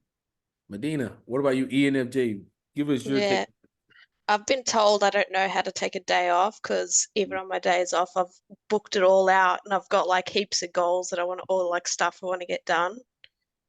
So yeah, and if I don't achieve anything, it's really hard for me to just sit and just relax. And usually, like, because I've been burnt out recently, I just have to sometimes just sit on the couch or do nothing or just like sleep half the day or something like Like to take a that. sleeping And pill. I feel really guilty. Yeah, I've Like had to take to a sleeping do pill. that. Like to take a sleeping pill. It's hard. I You just just have, can't switch off. I just have, yeah, I can't switch off. Like it is, Yep. I don't know. Like unless I'm like drunk, there's no off button. Like there is no off button. It's like I'm always. That's why I like drinking because for me, it stops me from thinking about the future, getting things done, and it allows me to enjoy the actual moment of Yeah, I need something to actually, yeah, distract my mind or put me in a different phase that it's just shutting it up. Just like shut up, just relax. You don't have to do everything today. And it's really hard to just switch gears into that. And but then in like when you do burn out, it's just it's like SI Trickster is kind of I don't feel anything and I can just keep powering through until I then like crash boom. and burn, and then I feel everything. I feel uncomfortable, I'm complaining about stuff, I can feel hot and cold and everything, and Yeah. it's just unbearable until I suddenly feel a bit better. I've Then I achieved go some do it stuff. again. Yeah. And then you can switch it off again when you feel accomplishment or like, you've got your life under control. I think that's the main thing. When you feel like your life's under control, then I can start tuning out what my body is feeling and sort of endure more, I get, or will myself through more. But then when I feel like I'm failing, I feel all the crap, like, like I feel like, more sensitive to the world around me, I guess. I feel like when I'm failing or some shit, I gotta push it more into overdrive. Like I feel like this ain't enough. We need to push even Oh harder. yeah. Yeah, Yeah, like that's this the ain't first enough. Like instinct. And then you run yourself in the ground and you crash and burn. And then when you're on fire, you're like, oh God, I can't do this. I call my INFP best friend all the time. I'm like, yo, she's like, I figured something happened to you. I'm like, yeah. Oh, I'm Yeah, always you like, you need someone, the ENTJs and even ESTJs need someone who's going to say, hey, you need to stop before you I burn it. I can do that. he said I can do I that. have an INTP friend, like an online friend, and he just like messages me periodically and he goes, I think you're probably at that stage where you're Mhm. burning out again. I think it's Like he just any knows. parent. I think it's any parent. Yeah, Any parent just yeah. knows. It's like, yeah, I'm burned out. I'm like, well, you're doing too much. I'm like, yeah, I am. I'm gonna sleep for the next 2 days. And then my body gets back to normal. And I'm like, boom, off to the races again. Yep. Like any little bit of like feeling normal, and I'm just back at it. Yeah. As soon as you're feeling good again, you're like, yeah, like just put the gloves on, get back out there. But isn't that a lot of work just to not to think about what's wrong with you? I mean, it's like you're always busy just not to think about, your future or Well, something else. with SE Child, like there's just so much like you take in at once that you can tune yourself out, because like I like to talk about SE Child as like we see everything in HD and we only have a USB as a hard drive to store it on.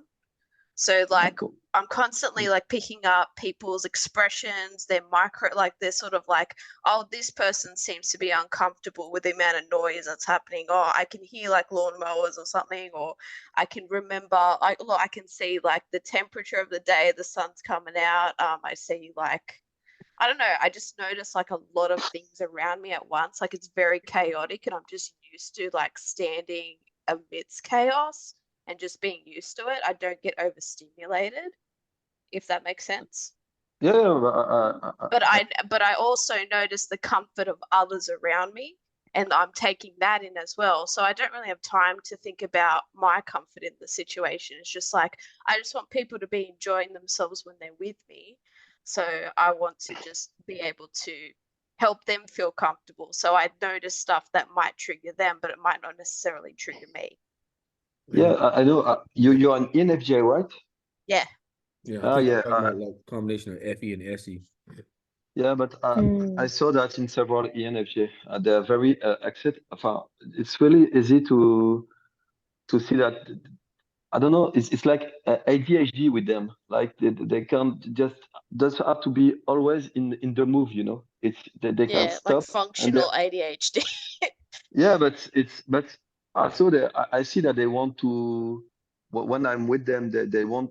Well, it's a lot about seduction because the ENFJ I know are women, but it's always giving a good experience. But sometimes it's just I don't know they like crossing the border, and uh, it's like a lot of seduction. Like they want to me Oh, to. they wanna get reactions and stuff from you, or they want to poke you a little bit. Is that what you mean? Oh yeah, I like Yeah, torture. and they're so good at it. I Yeah. mean, Yeah, they want to it- coax a bit more. They're like, okay, you're comfortable, but let's see what we can get out of you now. Like, okay, you trust me now. Let me see, like, let's make this interesting. I want to see, like, it's. I kind of see SHR kind of like as a little kid poking someone in the shoulder as well, yeah, just going, hey. they're so good at it because it works. I mean, most of the time I'm pretty apathetic. I don't know if that's the correct one in English, but I don't really react to a lot of stuff. But Yep. I have kind of with INFJ that they're so good at with that. Like I just want to be near them to see what they can produce in the seduction. Like you're so good. You're the Yep. best one I ever met. Even ENTJ, I really like ENTJ, but they don't use their seduction the same way as ENFJ. I don't know how to describe that, but they're more like I think that's aggressive because about it. we don't care what people think. Like we don't care about image really. So Wait a I minute. don't care about coming off as a clown. Pretty much. If I'd want to entertain someone, I don't care about looking silly or like thinking what other people would think around me. As long as the person that I'm giving an experience to is happy and they're responding well, I don't care what outsiders really think if they're looking on going, oh, why is this girl like, I think cracking ENFJ jokes Yeah, and making funny faces or some crap. you use the word clown, but some other the people I saw describing the INFJ the way they act, and they don't. Well, they use a derogatory word. That's the word. It's Hmm. correct. But Yeah, derogatory. usually Yep. it's a war. Like because they have a lot. They're very good at seduce. It's a game for. I Oh, mean, so that's they're the same saying like function. they're being manipulative in that Yeah, and way. just Yeah. to see if that works, and there's no goal. I mean, sometime at the end of it. So yeah, Yeah, so ENFJ I saw that several times. like my friend Jerry, he's ENFJ, and like Jerry just the funny thing is like we have a voice like a message system between each other where we'll just SHI back to SHI, we'll just like fuck with each other. But the funny thing is like he mimics me, which is so annoying. Like he'll say shit that I say, and I'm like, yo, you don't even believe the shit you're saying. It's like, oh, I'm the greatest, blah blah blah. And I'm like, just shut the fuck up, you know? That's some mirroring stuff. But Yeah, like he mirrors INFJ me does so that much. too. ENFJ F is the best. FE parent though, like mocking like in that way, ISFJs and INFJs, they're really funny when they sort of just like tap into someone and then like act as them, but like in that critical way. I don't know. It's really hard to describe. Um, yeah, sorry, I've lost my train of thought there. I'm still waking up. No, but yeah, I know that Jared, like, I'm like, Jared. And I seen him, he took these like trucker classes and he shows up to the gym with all this trucker gear on. And I'm like, bitch, you just started that shit. Like, what are you doing? But like, he has no identity of himself. And now he's been showing up lately, like new like watch, new earrings. I'm like, Jay, who you think you is, me? I'm like, what is this? Like I'm like, you copying me, man. I'm like, next time I'm gonna see him with boots on, and I'm like, Jerry, come on. Like, Hey, be flattered by that because they don't typically like to follow trends. I know. So It took him quite a long time, but I just, I give him shit because that's just who we are. But he loves it. He we loves to, do go through phases, yeah. Like I might have like one style of clothing or whatever, and then suddenly a couple years later, I'm in totally different kind of clothes, and then I look back at photos and go, when did I wear that? I got two ENFJ friends. I got my friend Jerry and Stafford, and them two love to be around each other. They love to be around each other, and they talk shit about me whenever they're around each other. Like, can you believe Mercer did this, or can you believe Mercer said this? And I'm just like, yo, like, my God, both of them had like Sorry a to heart interrupt, attack. guys. That's the trickster. I'm heading off. All right, I'll talk to you take it guys easy, soon. Vada. Thank Bye. you Yeah. for coming out. Bye. Muhammad, is it Muhammad? Bye. Muhammad here? Yeah, bro. Yeah. Yo, tell us about your astrology stuff, man. That's interesting. I think it's bullshit, but go ahead. I want to hear about it. First of all, do you have my voice? I can hear you. You can hear me? Yeah. All right. What do you want to know about the astrology stuff? How'd you come up with that? I think I started when I was around 12. I stuck with it. Yeah, but you created your own system to figure out people's what you based off their astrology, what their type would be. How'd you come up with that? I looked at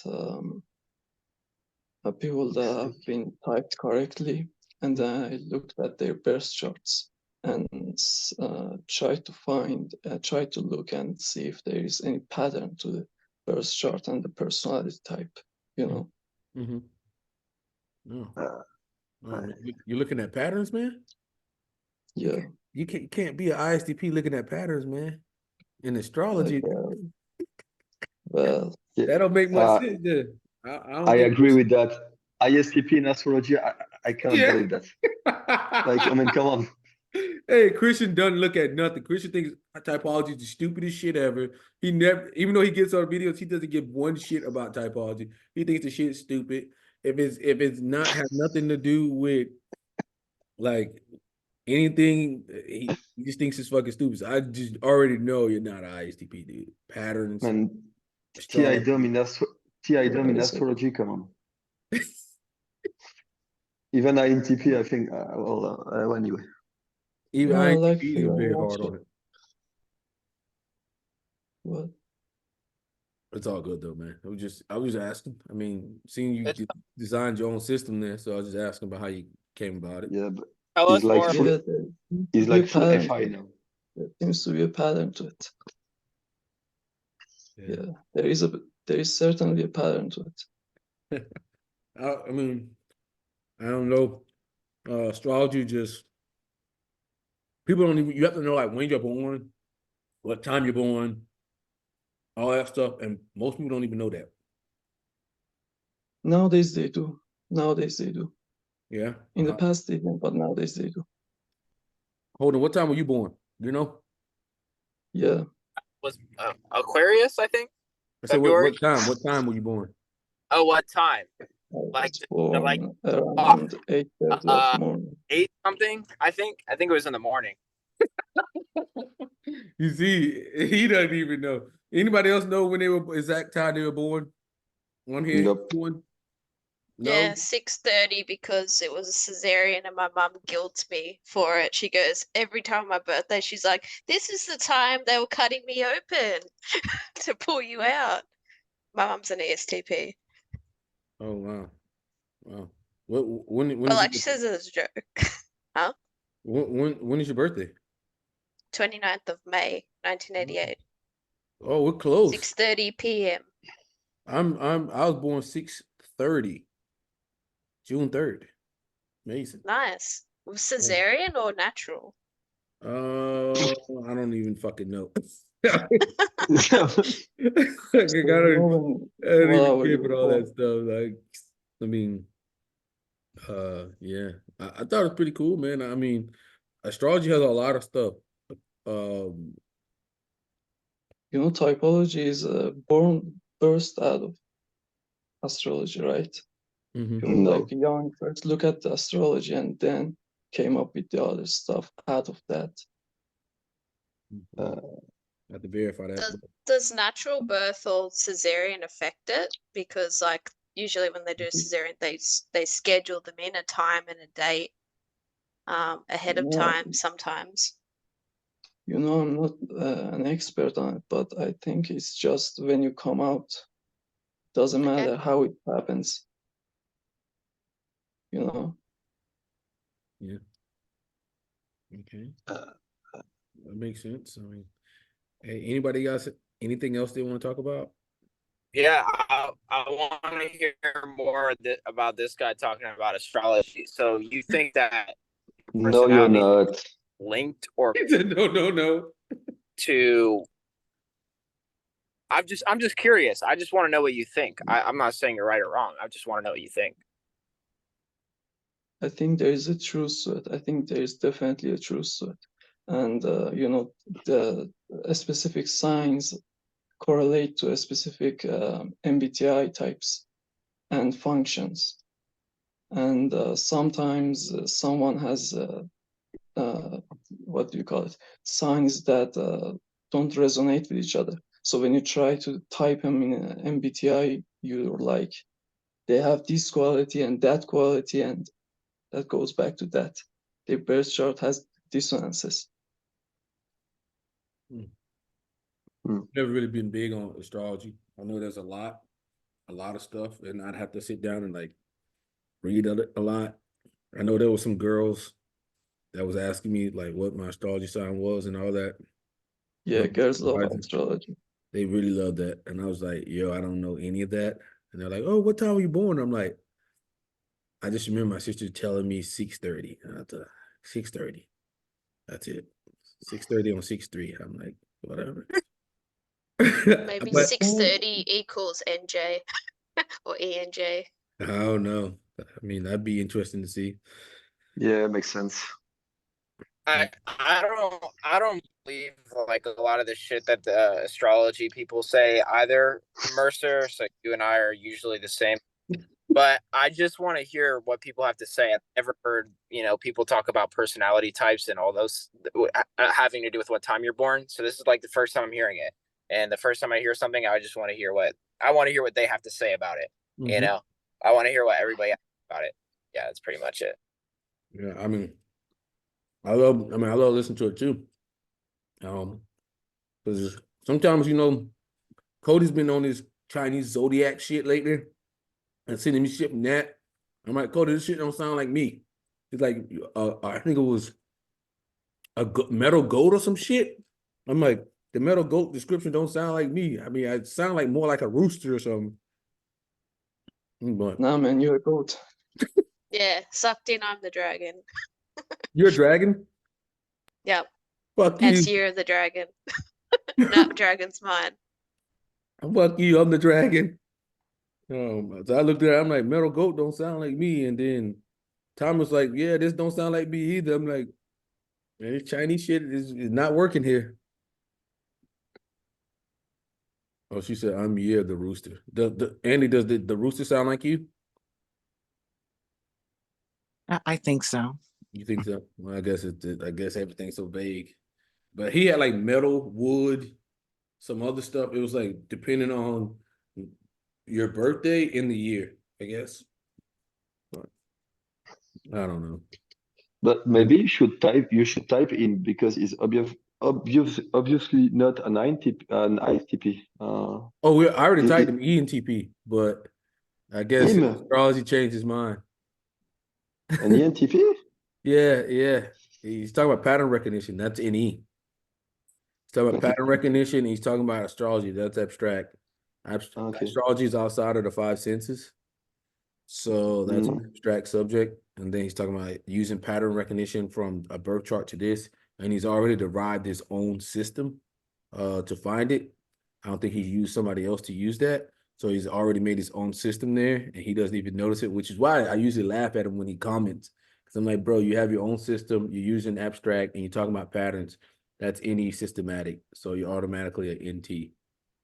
Okay. No, I actually agree with that. The point is that based on the formula that I use, that's not surprising because I have a Formula. part of Systematic. my personality that is the entp. So, you know, Yeah, I mean, and also there is another part that is an enfp. So the NE is already very strong in me. well, I guess you got to come down. You got to show us your how you derived your system here. I'm looking forward. Systematic. Yeah, send me your birth chart. Yeah, I don't know how you even find it. Search birth chart calculator. You go to any of the sites and just dump your information in there, and it will give you your birth chart. Send me a screenshot of it, and I'll, you know, try to read it. All right, I'll definitely do that. But Nice. anybody got anything else they want to say? I'm about to get some food. Yep. I'll see y'all later. Hey, hold on, I'll see you See tonight. All right, brother. I'll see you then. All right, you guys, take it easy. Goodbye.